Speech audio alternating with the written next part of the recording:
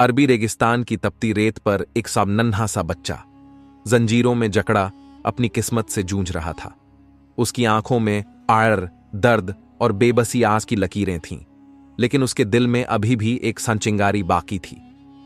दूर कहीं एक सन महल के झरोखे से उसे एक औरत देख रही थी, जिसकी आंखों में कोई राजम छिपा था। कौन थी वो, और क्यों उसकी नजरें उस मासूम पर एहन टिक गईं? क्या यह बच्चा हमेशा गुलामी की जंजीरों में जकड़ा रहेगा, या किस्मत उसे हीरा बना देगी? गर्म रेत पर तेज हवा के झोंके जैसे ही उठे, मस्जिद नबवी के करीब की गलियों में रेत का गुब्बार फैल गया।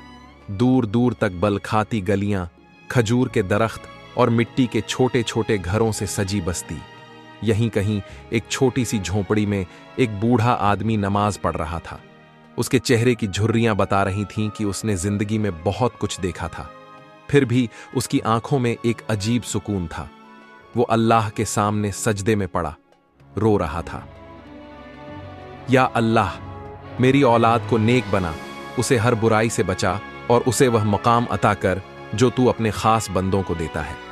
यह दुआ शेख अब्दुल कादिर की थी, जिनकी पूरी जिंदगी फकीरी में गुजरी थी। वह तिजारत करते थे, लेकिन हमेशा गरीबों की मदद में अपनी कमाई लगा देते।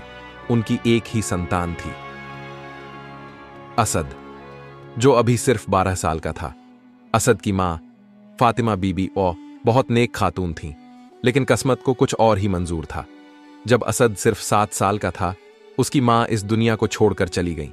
उसके आखिरी लफ्ज थे, असद को अल्लाह की राह पर चलाना, क्योंकि दुनिया बहुत मतलबी है, उसे सच्चाई और ईमानदारी का सबक देना।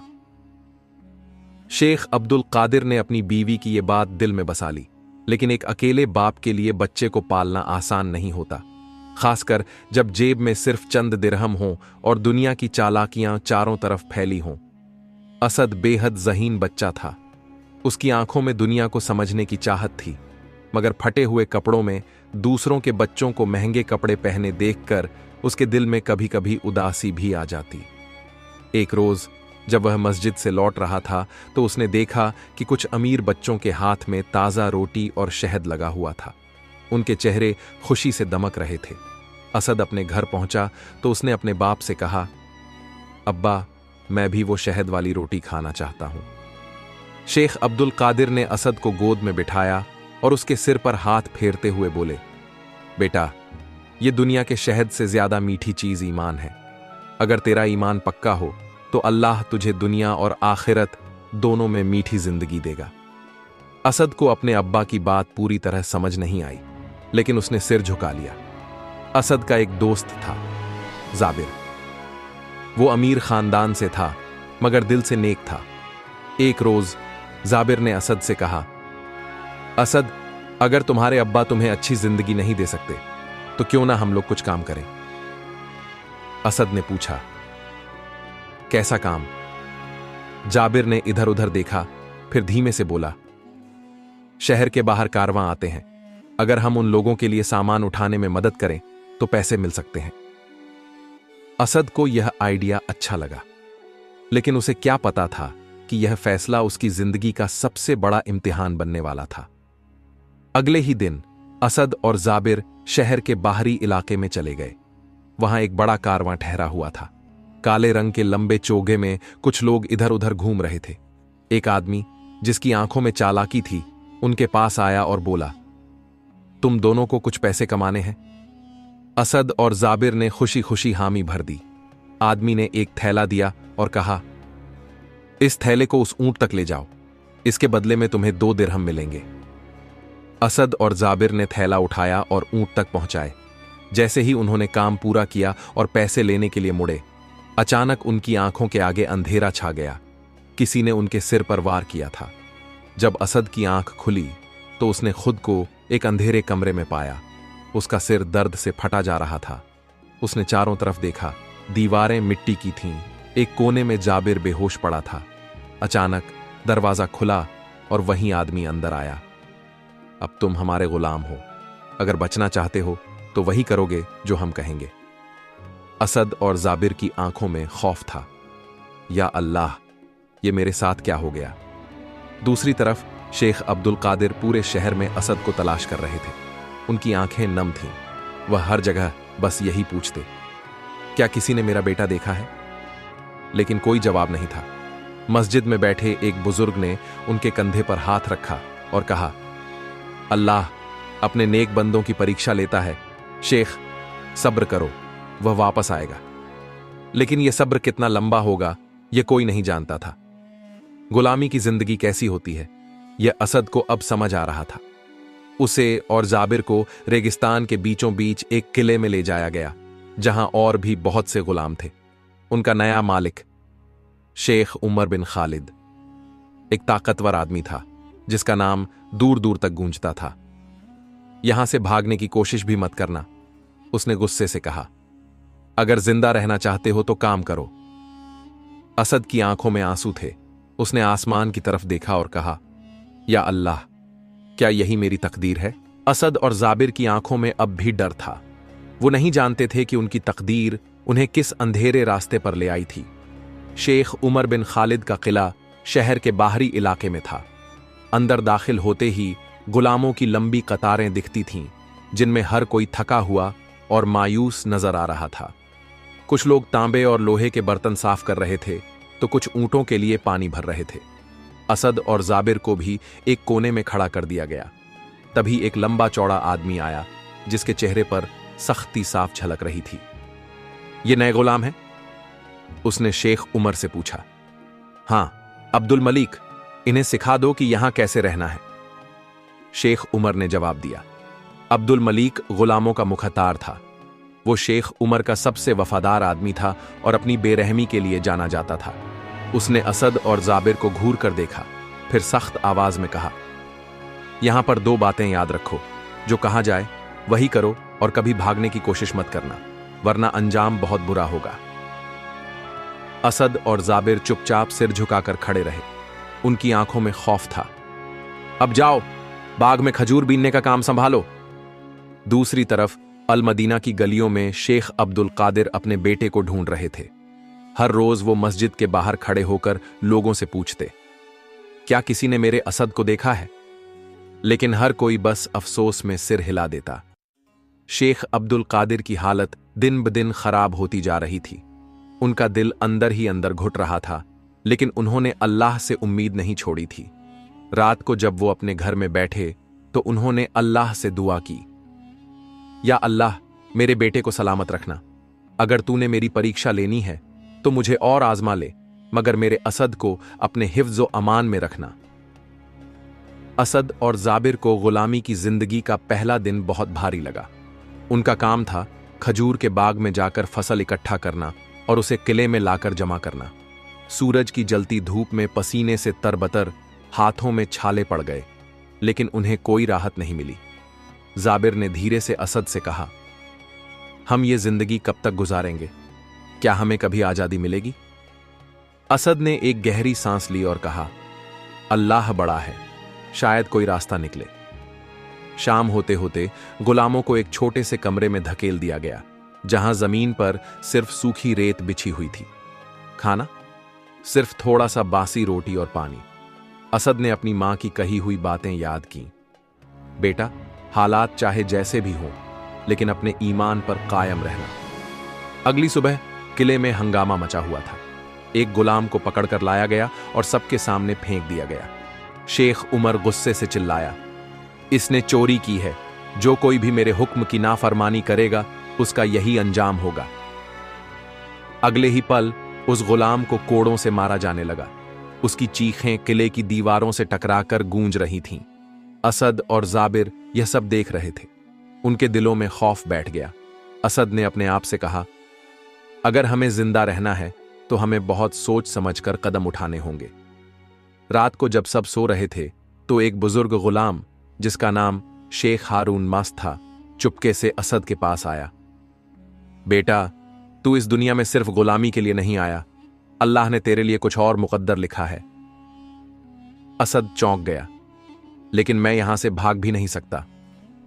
शेख हारून ने कहा, भागने की जरूरत नहीं, कभी कभी अल्लाह ही रास्ते खोलता है। तू सब्र कर और अल्लाह पर भरोसा रख, गुलामी की जंजीरें इंसान की सिर्फ कलाई और पांव ही नहीं बांधती, बल्कि उसकी रूह तक को कैद कर लेती हैं। असद और जाबिर इस दर्द को अब अच्छे से समझ चुके थे, लेकिन तकदीर का लिखा कभी कोई मिटा नहीं सकता और उनकी किस्मत में गुलामी का यह दौर बहुत लंबा नहीं रहने वाला था। उस रोज किले में एक नया काफिला दाखिल हुआ। रेगिस्तान की गर्म रेत पर चलते ऊंटों के काफिले के साथ कुछ अमीर ताजिर आए थे। उनका कद्र ओमान दूर दूर तक था। इनमें से एक शख्स का नाम सुलेमान अल बसरी था, एक ऐसा आदमी जिसके पास दौलत और शोहरत दोनों की कोई कमी नहीं थी। जैसे ही वह शेख उमर बिन खालिद से मिलने पहुंचा, उसकी नजर गुलामों पर पड़ी। वह बारीकी से उन्हें देख रहा था, लेकिन एक बच्चा उसकी निगाहों को ठहरा देने पर मजबूर कर गया। वह बच्चा असदहाब था। सुलेमान अल बसरी की आंखों में एक अजीब सी चमक थी, जैसे उसने कुछ जाना पहचाना देख लिया हो। वह तुरंत शेख उमर की तरफ मुड़ा और धीरे से पूछा, यह लड़का कौन है? शेख उमर ने बिना ज्यादा ध्यान दिए कहा, बस एक मामूली गुलाम है, अगर चाहो तो खरीद सकते हो। गुलामी के बाजार में इंसानों की कीमत दौलत से लगाई जाती थी, और उसी दिन असद की कीमत भी लगाई गई। सुलेमान अल बसरी ने बिना कोई सवाल किए थैली में से कुछ अशरफियां निकालीं और शेख उमर के हवाले कर दीं। आज से यह लड़का मेरा है, सुलेमान ने कहा। असद को अब एक नए मालिक के पास जाना था, लेकिन उसकी आंखों में सवाल थे, यह आदमी मुझे क्यों खरीद रहा है? सुलेमान अल बसरी के काफिले के साथ असद और कुछ दूसरे गुलामों को अल मदीना ले जाया जा रहा था। रात के वक्त जब काफिला रेगिस्तान के बीचों बीच ठहरा, तो असद को अचानक महसूस हुआ कि कोई उसे देख रहा है। वह चौंक कर मुड़ा तो उसने देखा कि सुलेमान उसे ही घूर रहा था। क्या तुम अल मदीना के रहने वाले हो? सुलेमान ने पूछा। असद ने धीमी आवाज में जवाब दिया, जी, मेरा घर अल मदीना में ही है, लेकिन अब वहां कोई मेरा इंतजार नहीं कर रहा होगा। सुलेमान की आंखों में एक गहरी सोच झलक रही थी, लेकिन उसने कुछ नहीं कहा और बस आसमान की तरफ देखने लगा। असद को यकीन नहीं आ रहा था कि वह इतने दिनों बाद फिर से अल मदीना वापस जा रहा था। कहीं उसके अब्बा उसे ढूंढते ढूंढते थक तो नहीं गए होंगे? कहीं उन्होंने भी यह मान तो नहीं लिया होगा कि उनका बेटा अब इस दुनिया में नहीं रहा? असद के दिल में सवालों का एक तूफान उठ रहा था। अल मदीना में असद के अब्बा शेख अब्दुल कादिर का हाल बहुत खराब हो चुका था। उन्होंने ना ठीक से खाना खाया, ना ही आराम किया। उनका पूरा दिन बस इसी फिक्र में गुजरता कि उनका बेटा कहां चला गया। एक दिन वह मस्जिद में बैठे थे कि एक अजनबी शख्स उनके पास आया और बोला, शेख, मैंने सुना है कि आपने अपने बेटे को खो दिया है। शेख अब्दुल कादिर ने उदास आवाज में कहा, हां, कई महीनों से मेरा असद लापता है। उस अजनबी ने एक लंबी सांस ली और कहा, कभी कभी अल्लाह अपने बंदों को कठिन इम्तिहानों में डालता है, लेकिन यकीन रखो वह बहुत जल्द तुम्हारी दुआ कबूल करेगा। शेख अब्दुल कादिर की आंखों में आंसू आ गए। असद और सुलेमान अल बसरी अल मदीना के बाजार में दाखिल हो चुके थे। सुलेमान उसे लेकर अपने घर गया, जहां उसकी बीवी और बच्चे रहते थे। अब से तुम मेरे घर का हिस्सा हो, सुलेमान ने कहा। लेकिन फिर उसने असद की आंखों में झांका और धीरे से पूछा, क्या तुम्हें अपने घर जाने की इच्छा नहीं होती? असद की आंखों से आंसू टपक पड़े। अब्बा, अगर वो जिंदा होंगे तो मुझे जरूर ढूंढ रहे होंगे, असद ने कहा। सुलेमान ने मुस्कुराकर कहा, तो फिर देर किस बात की? चलो, तुम्हें तुम्हारे घर छोड़ देते हैं। असद को यकीन नहीं आ रहा था कि वह अपने घर के दरवाजे तक पहुंच चुका है। उसका दिल जोर जोर से धड़क रहा था। क्या अब्बा उसे देखकर पहचान पाएंगे? उसने दरवाजे पर दस्तक दी। अंदर से एक कमजोर आवाज आई, कौन है? दरवाजा खुला और सामने शेख अब्दुल कादिर खड़े थे। उनकी आंखें धंस चुकी थीं, चेहरा मायूस था, लेकिन जैसे ही उन्होंने असद को देखा, असद! शेख अब्दुल कादिर की आवाज कांप गई। उन्होंने असद को गले से लगा लिया और जोर जोर से रोने लगे। या अल्लाह, तूने मेरी दुआ कबूल कर ली। असद भी रोने लगा। असद की तकदीर में अल्लाह ने गुलामी नहीं लिखी थी, बल्कि उसे बड़ा मकाम देने का इरादा किया था। शेख अब्दुल कादिर ने सुलेमान अल बसरी का शुक्रिया अदा किया। सुलेमान ने मुस्कुराते हुए कहा, अल्लाह ने चाहा तो यह लड़का बहुत बड़ा आदमी बनेगा। असद को अब अपने अब्बा के साथ रहना था, लेकिन वह जानता था कि जिंदगी उसे एक और बड़ी परीक्षा देने वाली थी। क्या असद अपनी किस्मत बदल पाएगा? क्या वह मिट्टी से हीरा बनने का सफर पूरा कर पाएगा? असद के लौटने के बाद घर में बरकत और सुकून लौट आया था। शेख अब्दुल कादिर की आंखों की चमक वापस आ गई थी, लेकिन तकदीर का सफर अभी खत्म नहीं हुआ था। असद ने गुलामी का दर्द झेला था। वह जानता था कि यह दुनिया किसी के साथ हमेशा एक जैसी नहीं रहती। अब उसके सामने एक और इम्तिहान आने वाला था। एक रोज असद अपने अब्बा के साथ मस्जिद में बैठा था। शेख अब्दुल कादिर ने उसकी तरफ देखा और कहा, बेटा, अब तुझे अपने पैर पर खड़ा होना होगा। असद ने सिर झुका लिया। अब्बा, मैं क्या कर सकता हूं? शेख अब्दुल कादिर ने मुस्कुराकर कहा, तू बहुत कुछ कर सकता है। तुझे तिजारत, व्यापार सीखनी चाहिए। असद चौंक गया। अगले दिन असद को सुलेमान अल बसरी के साथ बाजार भेजा गया। सुलेमान ने उसे समझाया कि तिजारत सिर्फ मुनाफा कमाने का नाम नहीं, बल्कि सच्चाई और ईमानदारी से दौलत कमाने की राह होती है। असद ने बाजार में देखा कि कुछ लोग बेईमानी कर रहे थे। कुछ व्यापारी घटिया माल को ऊंचे दामों में बेच रहे थे। सुलेमान ने असद से कहा, अगर तू चाहता है कि अल्लाह तेरी तिजारत में बरकत दे तो कभी झूठ मत बोलना। तरादी, पहला इम्तिहान। एक दिन असद अपने पहले सौदे के लिए तैयार था। उसने अपनी दुकान में खजूर और सूखे मेवे रखे। एक ग्राहक आया और कहा, ये खजूर कितने के हैं? असद ने दाम बताया। ग्राहक ने खजूर उठाए और चला गया, लेकिन तभी असद को एहसास हुआ कि ग्राहक उसे ज्यादा पैसे देकर गया था। उसने दौड़कर उसे रोका और कहा, आपने ज्यादा पैसे दे दिए हैं, यह लीजिए, अपनी अमानत वापस ले जाइए। वह आदमी हैरान रह गया। आजकल के जमाने में ऐसा ईमानदार लड़का कहां मिलता है। असद की ईमानदारी की वजह से उसकी दुकान पर लोगों की भीड़ बढ़ने लगी, लेकिन यह बात कुछ लोगों को पसंद नहीं आई। एक दिन एक व्यापारी जिसका नाम जाफरमा था, उसने असद को धमकाते हुए कहा, अगर तूने हमारी तरह व्यापार नहीं किया तो तुझे इस बाजार में कोई जगह नहीं देगा। असद ने नरमी से जवाब दिया, मैं झूठ और धोखे से कमाई नहीं कर सकता।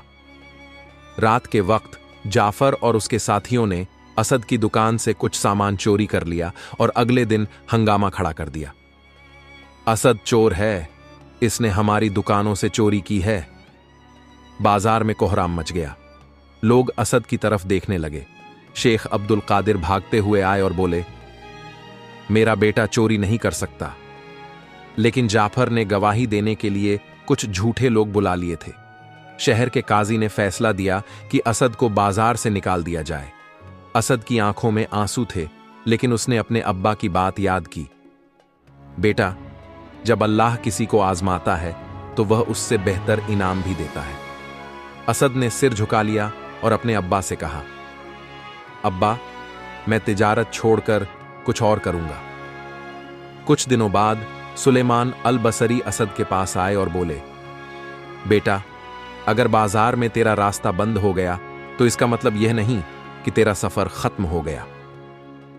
तुझे इल्म की रोशनी में अपना मुकाम बनाना चाहिए। असद ने अपने आप से वादा किया कि वह तालीम हासिल करेगा और साबित करेगा कि असली ताकत दौलत नहीं बल्कि इल्म होती है। वह मस्जिद में जाकर बड़े आलिमों के पास बैठने लगा। धीरे धीरे लोग उसे पहचानने लगे। उसके सब्र और यकीन की वजह से अल्लाह ने उसके लिए नए रास्ते खोल दिए। कुछ महीनों बाद एक दिन जाफर को तिजारत में बहुत बड़ा नुकसान हुआ। वह कर्ज में डूब गया और किसी ने उसकी मदद नहीं की। उसे याद आया कि एक बार उसने असद को बेइज्जत किया था।